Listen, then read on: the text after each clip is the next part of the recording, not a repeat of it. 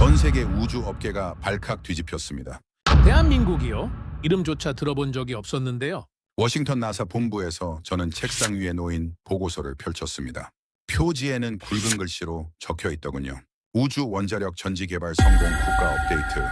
60년 동안 미국과 러시아만 독점해온 기술의 세 번째 국가가 등장한 겁니다.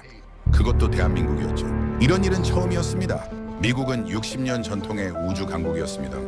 러시아는 핵 기술의 선두주자였죠. 그런데 한국은 플루토늄조차 없었습니다. 유럽도 일본도 중국도 포기한 기술이었어요. 대체 한국이 사용한 방법은 무엇이었을까요? 왜 플루토늄 없이 검증이 가능했을까요? 한국이 18개월 동안 우주에서 증명한 그 기술은 무엇이었을까요? 세계를 경악시킨 이야기, 지금 바로 시작합니다. 저는 제임스 브라운입니다. 나사에서 30년 동안 심우주 탐사 프로그램을 담당해온 엔지니어죠. 보이저부터 퍼서비어런스까지 인류가 우주로 보낸 대부분의 탐사선을 지켜봤습니다. 그래서 단언할 수 있어요. 우주에서 전기는 생명과 같습니다. 끊기면 끝이죠. 2024년 7월, 제 책상 위에 한 통의 보고서가 놓였습니다. 표지에는 굵은 글씨로 이렇게 적혀 있더군요. 우주 원자력 전지 개발 성공 국가 업데이트. 저는 그냥 루틴한 문서라고 생각했습니다.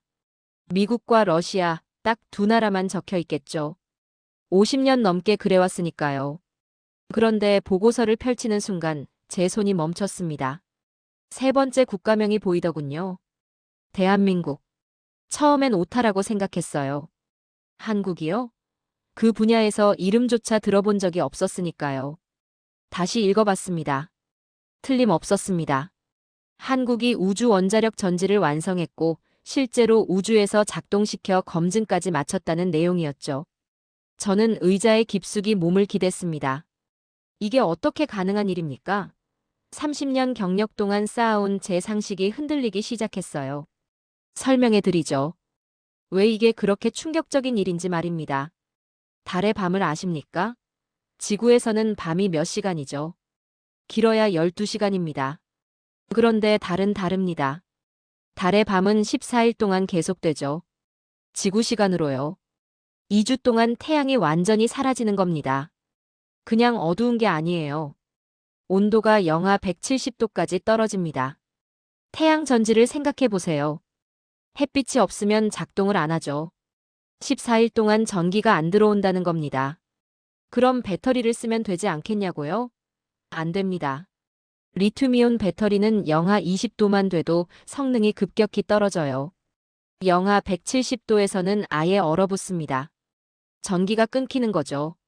전기가 끊긴다는 게 뭘 의미하는지 아십니까? 통신 두절입니다. 장비 정지죠. 난방 중단이에요. 한마디로 탐사선이 죽는 겁니다. 달의 밤은 단순한 어둠이 아니라 모든 기술을 시험하는 심판대입니다. 저는 지난 수십 년간 이 문제로 고민하는 과학자들을 봐왔습니다. 회의실에서 나오는 그들의 표정은 늘 비슷했어요. 절망이었습니다. 어떤 프로젝트는 시작도 못했죠. 어떤 탐사선은 달에 착륙하고 첫 번째 밤을 맞이하는 순간 침묵했습니다. 영원히요. 중국의 창어 탐사선들을 보세요. 낮에는 잘 작동했습니다. 그런데 밤이 오면 휴면 모드로 들어가야 했죠. 14일 동안 아무것도 할 수 없었어요. 다시 낮이 와서 태양이 뜨길 기다려야 했습니다. 운이 좋으면 다시 깨어나고 운이 없으면 그대로 끝이죠. 과학자들 사이에서는 암묵적인 결론이 있었습니다. 달의 밤은 인간이 이길 수 없다는 거였죠. 기술의 한계가 아니라 물리의 한계라고들 했습니다. 그래서 장기달 탐사는 언제나 미완의 꿈이었어요. 그런데 50년 전에 단 한 가지 해답이 나왔습니다. 1969년 미국이 달에 첫 발을 내디딘 날이죠. 아폴로 우주비행사들이 달 표면에 뭘 설치했는지 아십니까? 과학 장비들이었습니다. 지진계, 레이저 반사경, 태양풍 측정기. 그리고 그 모든 장비는 하나의 전력원으로 작동했죠. 원자력 전지였습니다. 태양이 필요 없었어요. 배터리 충전도 필요 없었죠.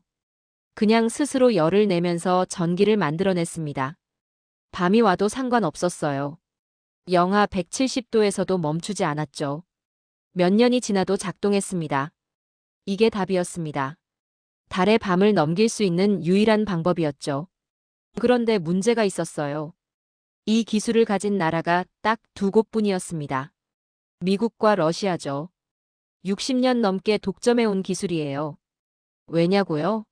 연료 때문입니다. 원자력 전지는 플루토늄 238이라는 물질을 씁니다. 이게 자연에는 없어요. 인공적으로 만들어야 하죠. 전 세계에서 생산할 수 있는 곳이 손에 꼽습니다. 미국의 국립연구소 몇 곳, 러시아의 핵시설.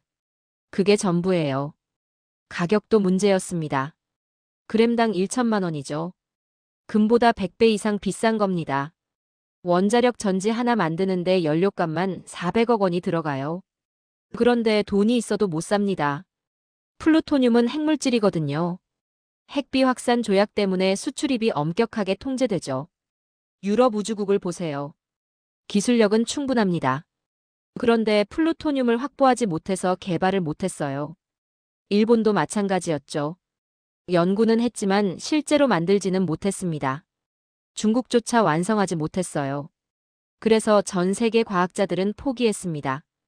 이건 넘을 수 없는 벽이라고 생각했죠. 달 탐사를 하려면 미국이나 러시아와 협력하는 수밖에 없다는 게 상식이었습니다. 저도 그렇게 믿었어요. 30년 동안 나사에서 일하면서 이 독점 구도는 절대 깨지지 않을 거라고 생각했습니다. 기술의 문제가 아니라 지정학의 문제였으니까요. 그런데 2024년 7월 제 앞에 놓인 보고서는 달랐습니다. 세 번째 국가가 등장한 거죠. 한국이요. 저는 보고서를 덮고 창밖을 봤습니다. 어떻게 된 일입니까? 한국이 플루토늄을 확보했다는 겁니까?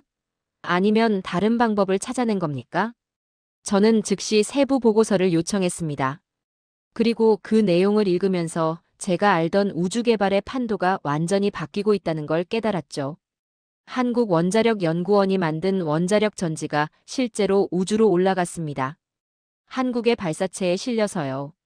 지구 궤도를 돌면서 1년 반 동안 작동했어요. 단 한 번의 고장도 없었습니다. 출력 감소도 없었죠.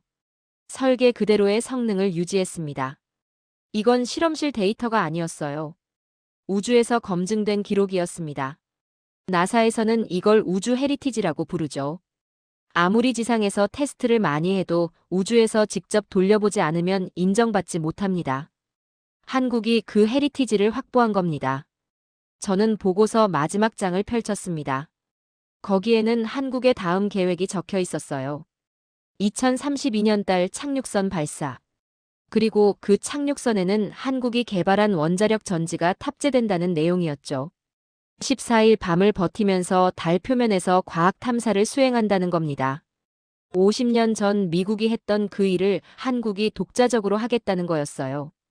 저는 보고서를 책상 위에 내려놓았습니다. 그리고 중얼거렸죠. 도대체 어떻게 한 겁니까? 플루토늄도 없는 나라가 어떻게 원자력 전지를 완성했단 말입니까? 다음 날 아침, 저는 한국원자력연구원에 연락을 취했습니다. 그들의 이야기를 직접 들어야겠다고 생각했죠. 그리고 그 대화를 통해서 알게 됐습니다. 한국이 선택한 방법이 얼마나 대담했는지를요. 한국원자력연구원과의 첫 화상회의가 시작됐습니다. 화면 너머로 홍진태 부장이 보이더군요. 저는 단도직입적으로 물었습니다. 어떻게 하신 겁니까? 플루토늄도 없이 어떻게 원자력 전지를 완성했단 말입니까? 홍 부장이 잠시 미소를 지었습니다. 그리고 이렇게 말하더군요. 브라운 박사님, 먼저 RTG가 정확히 뭔지 아시죠? 저는 고개를 끄덕였습니다. 물론 알죠. 30년을 다룬 기술인데요. 그런데 홍 부장의 다음 질문이 의외였습니다. 그럼 왜 이 기술이 40년을 버티는지 설명해 보시겠습니까? 저는 잠시 멈칫했어요. 알고는 있었지만 정확히 설명하려니 말문이 막히더군요. 홍 부장이 화면을 공유했습니다. 우주 원자력 전지의 구조도가 나타났죠. 그가 설명을 시작했습니다. 이게 RTG입니다. 라디오 아이소토프 서모일렉트릭 제너레이터죠. 우리말로는 방사성 동위원소 열전 발전기예요. 복잡해 보이죠? 하지만 원리는 단순합니다. 원자력 발전소를 생각해 보세요. 핵분열을 이용하죠. 우라늄 원자핵을 쪼개서 엄청난 에너지를 뽑아냅니다. 그 에너지로 물을 끓이고 증기로 터빈을 돌려서 전기를 만들어요. 그런데 RTG는 완전히 다릅니다. 핵분열을 안 해요. 대신 방사성 물질이 자연적으로 내뿜는 열을 이용하죠. 여기서 쓰이는 물질이 플루토늄 238입니다. 저는 화면을 응시했습니다. 플루토늄 238이 어떤 물질인지는 잘 알고 있었거든요. 하지만 홍 부장의 설명을 듣고 싶었습니다. 플루토늄 238은 그냥 놔둬도 열이 납니다. 방사성 붕괴 때문이에요. 원자핵이 스스로 붕괴하면서 열을 내뿜는 겁니다. 사람이 뭘 해줄 필요가 없어요. 연료를 넣을 필요도 없고 산소가 필요한 것도 아니고 태양빛이 있어야 하는 것도 아닙니다. 그냥 알아서 열이 나죠. 저는 중얼거렸습니다. 이건 발전기가 아니라 시간 그 자체였습니다. 홍 부장이 고개를 끄덕였습니다. 정확한 표현이네요. 그리고 이 열을 전기로 바꿔주는 장치가 열전 소자입니다. 재백 효과를 이용하죠. 두 종류의 금속을 붙여놓으면 온도 차이가 있을 때 전기가 흐릅니다. 플루토늄 238이 열을 내면 한쪽이 뜨거워지잖아요. 반대쪽은 차갑고요. 이 온도 차이로 전기가 만들어지는 겁니다. 움직이는 부품이 하나도 없어요. 모터도 없고 터빈도 없고 기어도 없습니다. 저는 숨을 들이켰습니다. 고장날 게 없다는 얘기였죠. 그래서 40년을 버틸 수 있는 겁니다. 보이저를 생각해 보세요. 1977년에 발사됐습니다. 지금도 작동하고 있어요. 47년째죠. 지구에서 240억 킬로미터 떨어진 곳에서 신호를 보내고 있습니다. 태양계를 벗어났어요. 인류가 만든 물체 중 가장 먼 곳에 있는 겁니다. 저는 말했습니다. 보이저의 전력원이 RTG죠. 지금도 220와트를 생산하고 있습니다. 홍 부장이 화면을 다시 전환했습니다. 그래프가 나타났어요. 보이저의 출력 변화 곡선이었습니다. 처음 470와트에서 시작해서 천천히 줄어들고 있었죠. 하지만 여전히 작동 가능한 수준이었습니다. 2030년대까지는 신호를 받을 수 있을 겁니다. 50년 넘게 작동하는 전지죠. 이게 RTG의 위력입니다.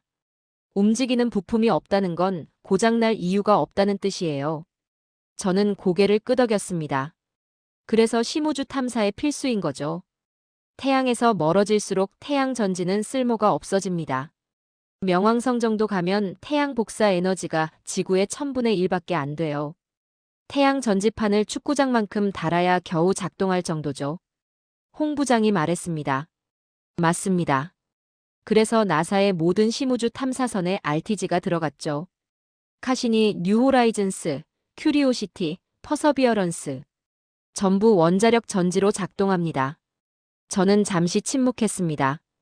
그리고 핵심 질문을 던졌죠.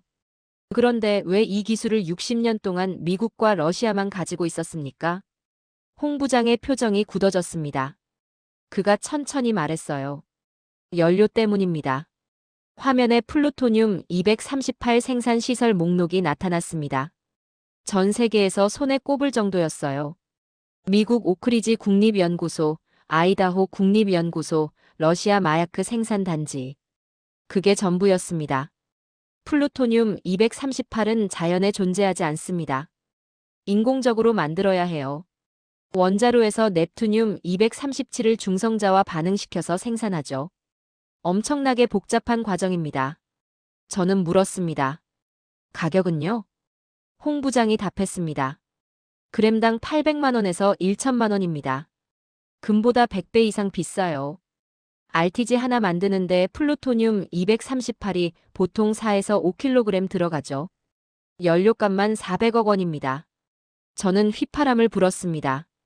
하지만 알고 있었어요. 돈만의 문제가 아니라는 걸 말입니다. 플루토늄은 핵물질입니다.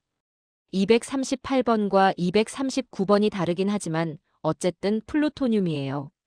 핵비 확산 조약 때문에 수출입이 엄격하게 통제되죠. 미국이 아무한테나 안 팔아요. 러시아도 마찬가지고요. 홍 부장이 고개를 끄덕였습니다. 맞습니다. 연료는 에너지이자 동시에 정치였습니다. 기술이 있어도 연료를 구할 수 없었던 거죠. 유럽 우주국을 보세요. 기술력은 충분합니다. 그런데 플루토늄 238을 확보하지 못해서 상용화를 못했어요. 그래서 대안으로 아메리슘 241을 연구하고 있습니다. 핵폐기물에서 추출할 수 있거든요. 하지만 아직 검증이 안 됐죠. 일본도 마찬가지입니다. 기술력은 있지만 플루토늄을 자체 생산하지 못해요. 후쿠시마 사고 이후로 원자력에 대한 사회적 반감이 커졌거든요. 정부 투자가 줄었습니다. 중국은요? 저는 물었습니다.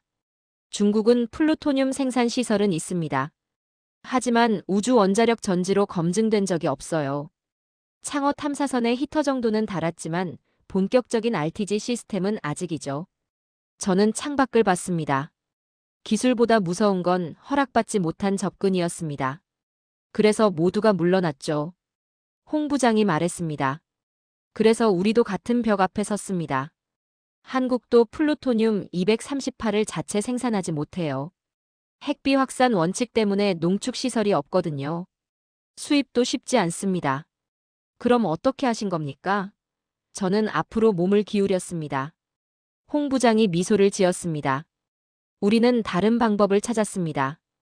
플루토늄 대신 전기 히터를 썼어요. 저는 눈을 깜빡였습니다. 전기 히터요? 네. 플루토늄이 내는 열과 똑같은 열을 전기 히터로 만드는 겁니다. 그러면 방사성 물질 없이도 RTG 시스템 전체를 테스트할 수 있거든요. 열전 소자가 제대로 작동하는지, 열제어 시스템이 안정적인지, 우주 환경에서 견딜 수 있는지. 이걸 전부 검증할 수 있습니다. 저는 잠시 생각했습니다. 그리고 고개를 끄덕였죠. 영리한 방법이네요. 하지만 지상 테스트와 우주 실증은 다르지 않습니까? 홍 부장이 말했습니다. 맞습니다. 그래서 우주로 쏘아 올렸습니다. 저는 숨을 멈췄습니다. 검증도 안 된 시스템을 우주로요? 2022년 6월 21일 누리호 2차 발사 때였습니다. 성능 검증 위성에 우리 RTG 시스템이 탑재됐어요. 지구 적에도 300km 상공에서 1년 반 동안 작동시켰습니다. 결과는요? 저는 물었습니다. 출력 감소 없음. 부품 고장 없음. 설계 사양 그대로 120mW 전력을 안정적으로 생산했습니다. 우주 방사선, 극한 온도 변화, 진공 상태. 모든 걸 견뎌냈어요. 저는 의자에 깊숙이 몸을 기댔습니다. 이게 바로 우주 헤리티지였습니다. 아무리 지상에서 테스트를 많이 해도 우주에서 직접 돌려보지 않으면 인정받지 못하죠. 한국이 그 헤리티지를 확보한 겁니다. 돈으로도 해결되지 않았습니다. 기술만으로도 부족했죠. 하지만 한국은 해냈습니다. 플루토늄 없이, 기존 강국의 도움 없이 독자적으로 검증을 마친 겁니다. 저는 홍 부장에게 물었습니다. 그럼 이제 어떻게 하실 겁니까? 플루토늄은 여전히 필요하지 않습니까? 홍 부장이 고개를 끄덕였습니다. 맞습니다. 2032년 달 착륙선에는 실제 플루토늄이 필요해요. 미국과 협의 중입니다. 한미 우주협력 협정이 강화됐거든요. 아르테미스 프로그램에도 한국이 참여하고 있고요. 저는 이해했습니다. 한국이 이제 협상 테이블에 카드를 갖게 된 거죠. 기술을 검증했으니까요. 단순히 도움을 받는 입장이 아니라 협력할 가치가 있는 파트너가 된 겁니다. 화상 회의가 끝나고 저는 오랫동안 창밖을 바라봤습니다. 60년 동안 깨지지 않을 거라고 믿었던 독점이 무너졌습니다. 돈도 아니고 정치도 아니고 순수하게 기술과 전략으로 말이죠. 모두가 포기했습니다. 유럽도 일본도 중국도요. 이건 넘을 수 없는 벽이라고 생각했죠. 하지만 한국은 달랐습니다. 정면 돌파가 불가능하면 우회했고 연료가 없으면 대체했고 검증이 필요하면 우주로 나갔습니다. 저는 책상 위에 보고서를 다시 펼쳤습니다. 세계 세 번째. 이 문구가 이제 무겁게 다가왔어요. 50년 역사의 끝에 새로운 이름이 추가된 겁니다. 미국, 러시아, 그리고 대한민국. 하지만 저는 알고 있었습니다. 진짜 싸움은 이제부터라는 걸 말입니다. 기술을 검증한 건 시작일 뿐이죠. 이제 세계가 지켜보고 있습니다. 한국이 정말 이 기술을 실용화할 수 있는지를요.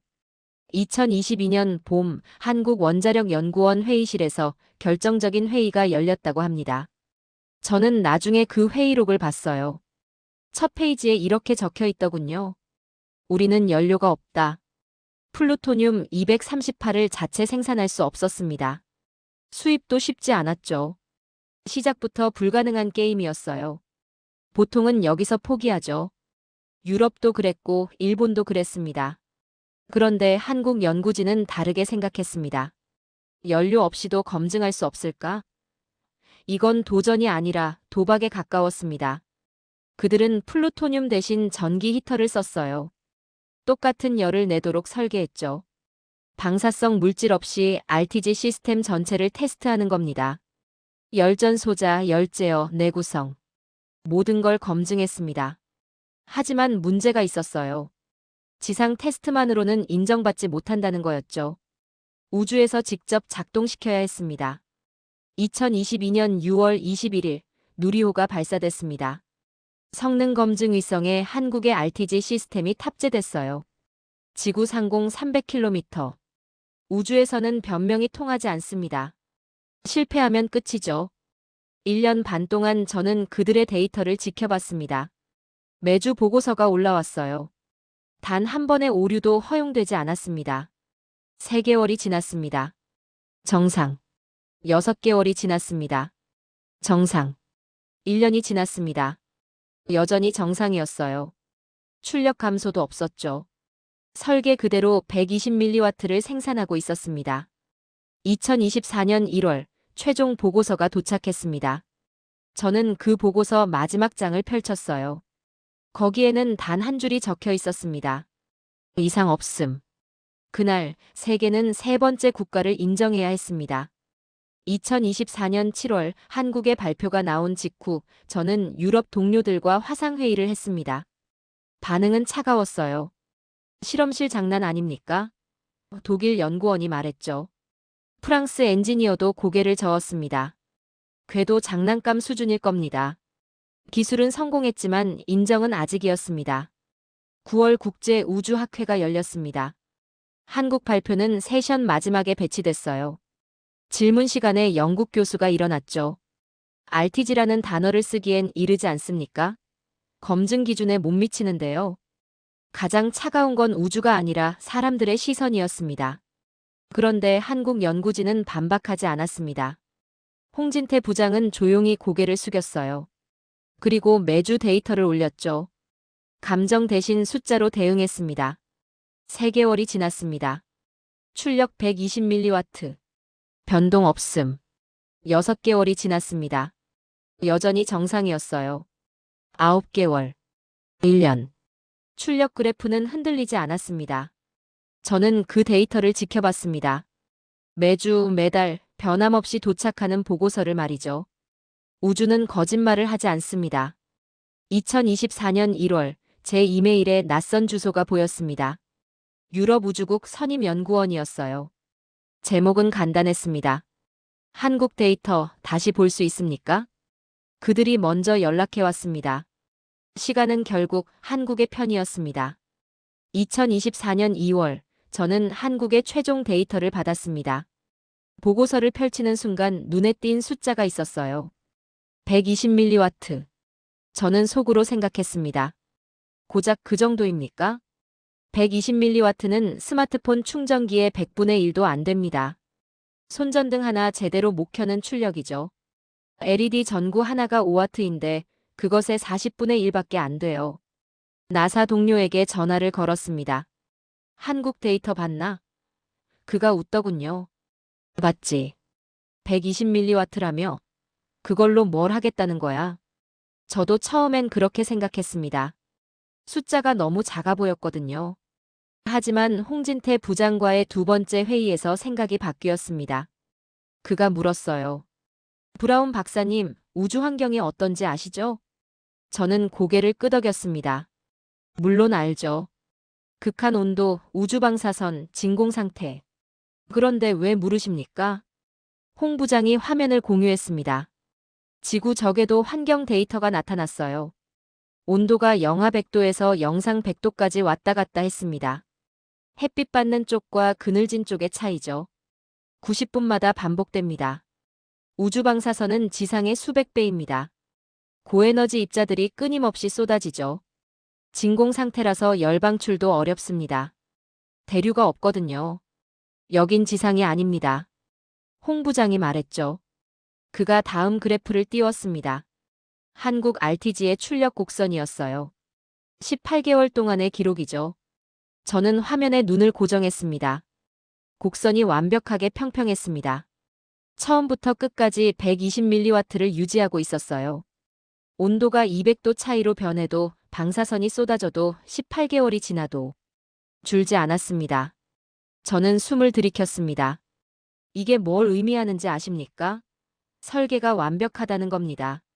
열제어 시스템이 제대로 작동한다는 거죠. 재료가 방사선을 견딘다는 겁니다. 우주에서는 작은 숫자가 위대해집니다. 나사의 큐리오시티를 생각해 보세요. 화성 탐사 로버죠. RTG가 탑재됐습니다. 출력이 110W예요. 그런데 실제로 과학 장비에 쓰이는 전력은 얼마인지 아십니까? 30W입니다. 나머지는 열 관리와 시스템 유지에 쓰이죠. 120mW면 소형 센서 3개를 충분히 돌릴 수 있습니다. 통신 장비 하나도 가능해요. 달 착륙선의 보조 전력으로는 완벽하죠. 하지만 진짜 중요한 건 숫자가 아니었습니다. 감소 없음이라는 3글자였어요. 홍 부장이 말했습니다. 출력이 줄지 않았다는 건 시스템 전체가 설계 그대로 작동한다는 뜻입니다. 부품이 열화되지 않았다는 거죠. 10년, 20년도 버틸 수 있다는 겁니다. 저는 의자에 깊이 앉았습니다. 줄지 않았다는 사실 하나로 모든 논쟁이 끝났습니다. 나사 내부 회의에서 이 데이터를 공유했습니다. 처음엔 회의적이던 동료들이 침묵했어요. 선임 엔지니어가 말했죠. 이건 기록입니다. 맞습니다. 우주 헤리티지였습니다. 실제로 우주에서 작동했다는 한 문장이 모든 걸 바꿨어요. 아무리 실험실에서 완벽해도 우주에서 증명하지 못하면 의미가 없습니다. 한국이 그걸 해낸 겁니다. 2024년 3월 국제우주기구 보고서가 발표됐습니다. 저는 그 문서를 다운로드했어요. 페이지를 넘기다가 멈췄습니다. 우주 원자력 전지 보유국 미국, 러시아, 대한민국. 세계 3번째. 공식 기록에 남은 겁니다. 저는 홍 부장에게 축하 메시지를 보냈습니다. 답장이 왔어요. 이제 우리는 말할 수 있습니다. 한국은 해냈다고. 그날 밤 저는 오랫동안 보고서를 들여다봤습니다. 120mW. 여전히 작은 숫자였죠. 하지만 이제는 달라 보였습니다. 그 숫자 뒤에 18개월의 인내가 있었고 극한 환경을 견딘 기술이 있었고 세계 3번째라는 역사가 있었습니다. 작은 숫자가 거대한 의미로 바뀌는 순간이었습니다. 2024년 2월 저는 한국의 최종 데이터를 받았습니다. 보고서를 펼치는 순간 눈에 띈 숫자가 있었어요. 120mW. 저는 속으로 생각했습니다. 고작 그 정도입니까? 120mW는 스마트폰 충전기의 100분의 1도 안 됩니다. 손전등 하나 제대로 못 켜는 출력이죠. LED 전구 하나가 5W인데 그것의 40분의 1밖에 안 돼요. 나사 동료에게 전화를 걸었습니다.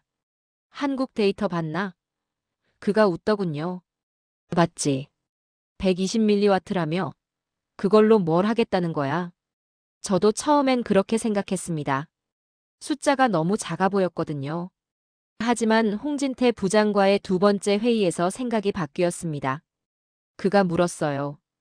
브라운 박사님, 우주 환경이 어떤지 아시죠? 저는 고개를 끄덕였습니다. 물론 알죠.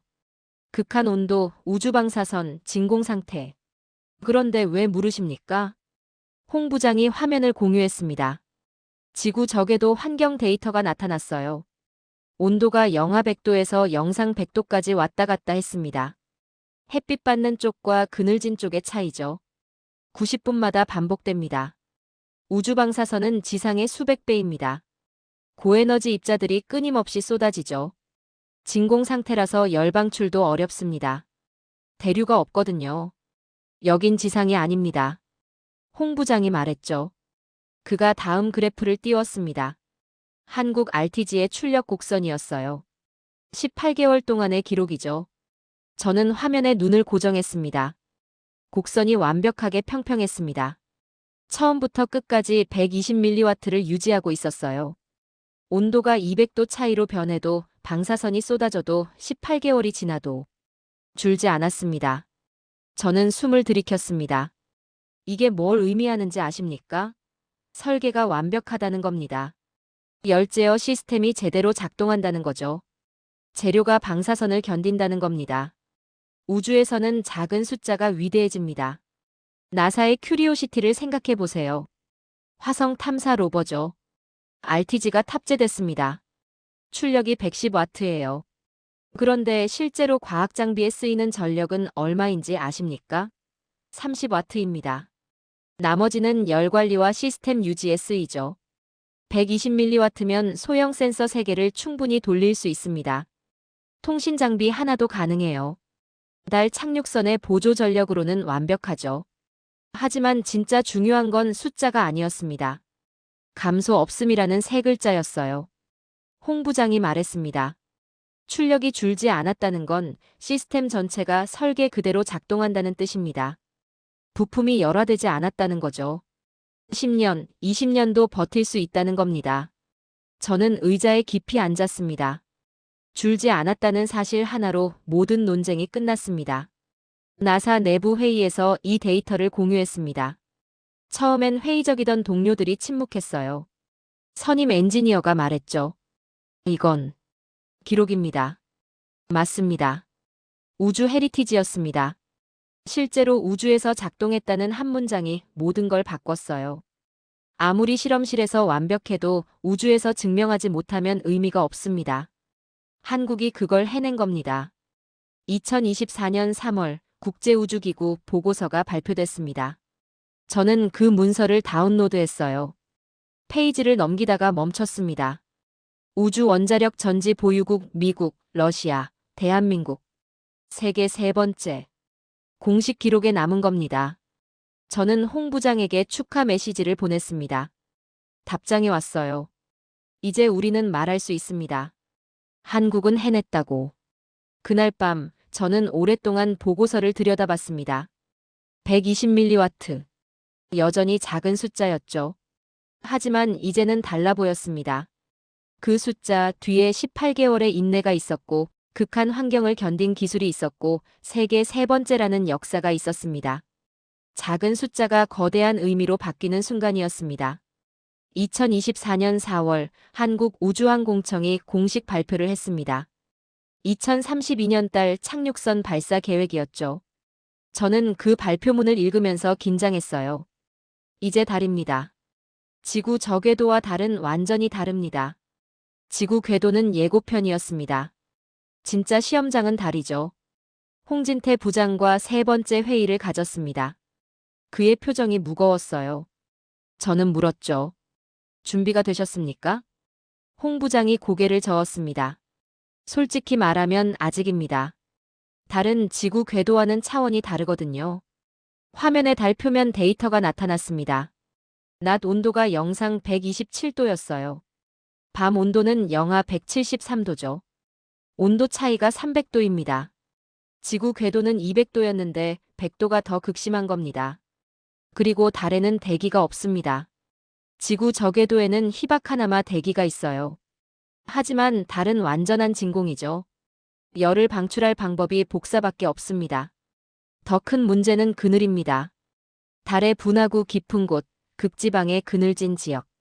거기는 영원한 냉동고예요.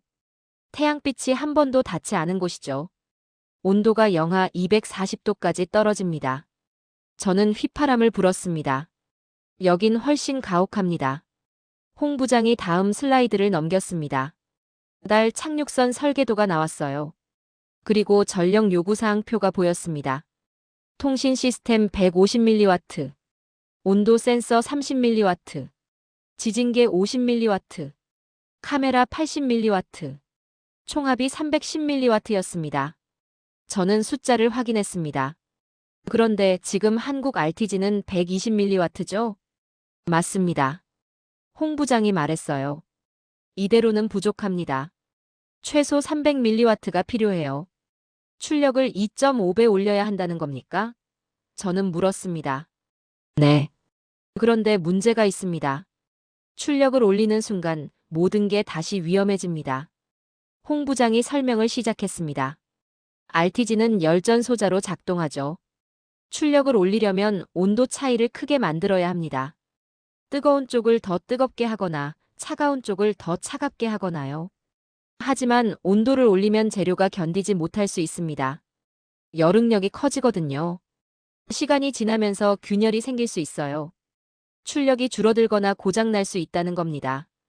그렇다고 장치를 크게 만들 수도 없습니다. 달 착륙선에는 무게 제한이 있거든요. 1kg당 수억 원의 발사 비용이 들어가죠. 무게를 늘리면 다른 과학 장비를 포기해야 합니다. 저는 고개를 끄덕였습니다. 출력은 올리되 무게는 줄이고 안정성은 유지해야 한다는 거군요. 맞습니다. 홍 부장이 말했어요. 그리고 이걸 2030년까지 완성해야 합니다. 시간이 많지 않습니다. 왜 2030년입니까? 저는 물었죠. 2032년 발사니까요. 발사 2년 전까지는 완성해서 최종 통합 테스트를 해야 합니다. 지금이 2024년이니까 실질적으로 6년밖에 안 남았어요. 6년 안에 출력을 2.5배 올리고 달 환경에서 검증하고 플루토늄까지 확보해야 한다는 겁니까? 저는 물었습니다. 홍 부장이 침묵했습니다. 그의 눈빛에서 압박감이 느껴졌어요. 저는 물었습니다. 만약 실패하면요? 그가 천천히 말했습니다. 기회를 잃는 겁니다. 2032년 달 착륙선 계획이 연기되거나 취소될 수 있어요. 다른 나라가 먼저 성공하면 우리 입지는 약해집니다. 달의 밤은 타협하지 않습니다. 120mW로는 14일 밤을 버틸 수 없어요. 태양전지와 배터리만으로는 불가능하죠. RTG가 필수인데 출력이 부족하면 계획 자체가 무산되는 겁니다. 저는 창밖을 봤습니다. 나사도 비슷한 압박을 받고 있었거든요. 아르테미스 프로그램이 계속 지연되고 있었습니다. 예산 문제, 기술 문제, 정치적 문제가 얽혀 있었죠. 홍 부장이 말했습니다. 그래도 가야 합니다. 우리가 여기서 멈추면 지난 5년이 의미 없어져요. 지구 궤도 검증이 끝이 되는 겁니다. 하지만 멈출 수는 없었습니다. 저도 알고 있었어요. 우주 개발은 멈추는 순간 뒤처지는 거라는 걸 말입니다. 회의가 끝나고 저는 한국의 도전을 정리했습니다. 첫째, 출력 300mW 달성. 둘째, 달 환경시험 통과. 셋째, 무게 최소화. 넷째, 플루토늄 확보. 다섯째, 2030년까지 완성. 어느 하나도 쉬운 게 없었습니다. 출력을 올리는 건 기술 도전이고 달 환경시험은 비용 문제고 무게 최소화는 설계 혁신이고 플루토늄 확보는 외교 협상이었죠. 그런데 한국은 이미 한 번 해냈습니다. 플루토늄 없이 시스템을 검증했고 우주에서 18개월을 버텼고 세계를 놀라게 했죠. 저는 홍 부장에게 메시지를 보냈습니다. 할 수 있습니다. 이미 증명하셨잖아요. 답장이 왔습니다. 시간이 문제입니다. 하지만 최선을 다하겠습니다. 2024년 5월 한국원자력연구원이 출력 향상 프로젝트를 시작했다는 소식을 들었습니다. 목표는 명확했어요. 2030년까지 300mW. 달의 밤을 버틸 수 있는 유일한 답을 찾는 것이었죠. 시계가 돌아가기 시작했습니다. 2032년까지 8년. 한국에게 주어진 시간이었습니다. 2024년 9월 나사 본부에서 아르테미스 파트너 회의가 열렸습니다. 저도 참석했죠. 한국 대표단도 왔습니다. 그들은 회의실 뒤쪽에 앉았어요. 우리는 아직 신참입니다. 라는 표정이었죠. 회의 주제는 달 표면 장기 탐사 전력 시스템이었습니다. 나사 국장이 말했어요. 14일 밤을 버틸 수 있는 전력원이 필요합니다. 제안 있으신 분? 침묵이 흘렀습니다. 유럽은 고개를 저었고 일본은 망설였죠. 그때 홍진태 부장이 손을 들었습니다. 우리가 필요한 기술이 있습니다. 회의실이 조용해졌습니다. 나사국장이 물었어요. 어떤 기술을 말하는 겁니까? 우주 원자력 전지입니다. 우리는 검증을 마쳤습니다. 도와달라는 말이 아니라 함께하자는 제안이었습니다. 처음 듣는 말이었습니다. 나사국장이 자리에서 일어났습니다. 한국의 RTG 데이터를 공유해 주시겠습니까? 회의 후 복도에서 저는 홍 부장을 만났습니다. 축하합니다. 이젠 파트너입니다. 그가 미소 지었어요. 믿기지 않습니다. 2024년 11월 한미 우주협력 협정이 체결됐습니다. 플루토늄 공급 협의가 포함됐죠. 협상 테이블에서 한국은 더 이상 요청하는 쪽이 아니었습니다. 기술을 가진 쪽이었어요. 기술은 곧 외교였습니다. 2025년 1월 국제우주회의에서 발표가 있었습니다. 달 착륙 파트너 국가 미국, 유럽, 일본, 대한민국. 이름이 불리는 순간 판이 달라졌습니다. 한국은 더 이상 뒤에 앉아 있지 않았습니다. 앞줄로 옮겼죠. 저는 홍 부장에게 메시지를 보냈습니다. 세계 세 번째, 이제 현실이 됐습니다. 답장이 왔습니다. 시작일 뿐입니다. 2025년 3월, 저는 한국을 직접 방문했습니다. 대전 한국원자력연구원이었죠. 실험실에서 차세대 RTG를 봤습니다.